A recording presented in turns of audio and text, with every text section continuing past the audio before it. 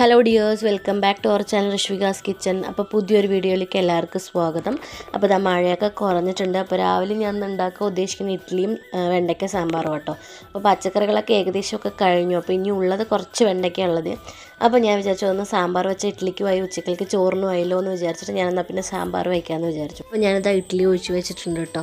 പിന്നെ ഞാൻ അപ്പുറത്ത് പരിപ്പും വേവാൻ വെച്ചിട്ടുണ്ട്. അപ്പോൾ പിന്നെ ഈ സമയം കൊണ്ട് ഇത് രണ്ടും ആവണ സമയം കൊണ്ട് നമുക്ക് ഫ്രിഡ്ജൊന്ന് ക്ലീൻ ചെയ്യാമെന്ന് വിചാരിച്ചു. അപ്പോൾ പിന്നെ പച്ചക്കറിയൊക്കെ ഉള്ളതൊക്കെ കഴിഞ്ഞൂല്ലോ, എല്ലാം കഴിഞ്ഞൂല്ലോ. അപ്പോൾ പിന്നെ ഈ വെണ്ടയ്ക്കയും കുറച്ച് സാധനങ്ങളേ ഉള്ളൂ. അപ്പോൾ അതൊക്കെ ആവശ്യത്തിന് അതൊക്കെ മാറ്റിയെടുത്ത് വെച്ചിട്ട് പിന്നെ ഫ്രിഡ്ജൊന്ന് ക്ലീൻ ചെയ്ത് വെച്ചു കേട്ടോ. അപ്പോൾ പിന്നെ വൈകുന്നേരം നമുക്ക് പച്ചക്കറിയൊക്കെ വാങ്ങിയിട്ട് വന്ന് അറേഞ്ച് ചെയ്യാൻ സിമ്പിളാണല്ലോ എന്ന് വിചാരിച്ച് അത് ചെയ്തു. പിന്നെ എന്നിട്ട് വെണ്ടയ്ക്കയൊക്കെ നുറുക്കി ഞാനത് വഴറ്റി എടുത്തിട്ടുണ്ട്. പിന്നെ ഇതാ സാമ്പാർ ഞാൻ തേങ്ങയൊക്കെ വറുത്തരച്ചിട്ട് വെക്കുന്ന സാമ്പാറാട്ടോ വെക്കണേ. അപ്പോൾ ഞാൻ അതിനുള്ള പരിപാടിയിലൊക്കെ നോക്കിക്കൊണ്ടിരിക്കുകയാണ്.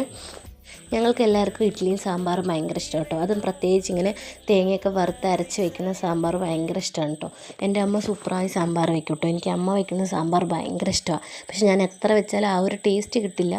പക്ഷെ എന്നാലും എനിക്ക് സാമ്പാർ ഇങ്ങനെ വറുത്തരച്ച് വെക്കുന്ന സാമ്പാർ ഇഷ്ടമാണ്. അതുപോലെ തന്നെ എൻ്റെ മക്കൾക്ക് നല്ല ഇഷ്ടമാണ് കേട്ടോ. നമ്മുടെ മോർണിംഗ് ബ്രേക്ക്ഫാസ്റ്റ് റെഡിയായി, ഇഡ്ഡലിയും സാമ്പാർ കേട്ടോ. അപ്പോൾ ഈ വീഡിയോ ഇത്രയേ ഉള്ളൂ.